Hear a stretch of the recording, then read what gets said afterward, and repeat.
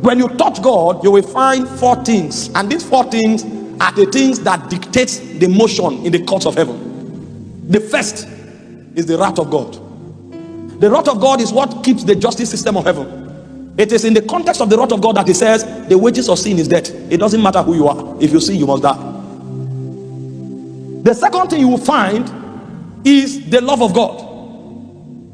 The love of God is so strong that when you sinned, it became difficult for God to kill you. But if God doesn't kill you, he will deny himself. And then you have the mercy of God. The mercy of God was even so bold that the mercy of God insists that mercy will prevail over judgment. So even though the judgment is for you to be destroyed, the mercy of God says no.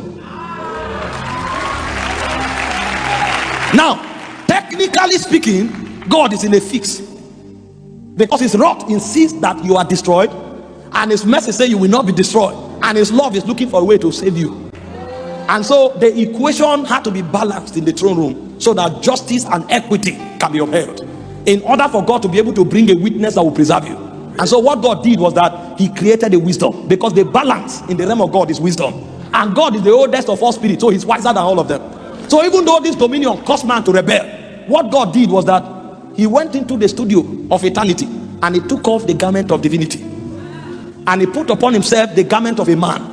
And so because of the love of God, he was able to remove his glory and to put on the denatured man's garment. And then he sneaked into earth through the womb of a woman. And so when he sneaked into earth through the womb of a woman, he became legally a man. And now that he has become legally a man, he decided to receive the verdict of death upon himself.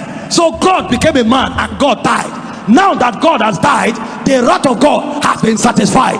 And now that God has died for man, the love of God has also been satisfied. And so when God went to Hades, he now took the power that the devil took from man and he collected it back and came back to man, gave man the power and became God and went back to heaven.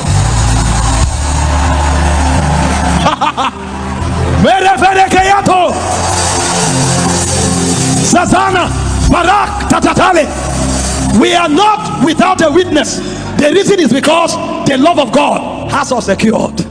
That's why the Bible said even while we were yet sinners, Christ died for us. The only thing we qualified for was death. God decided to die in our place.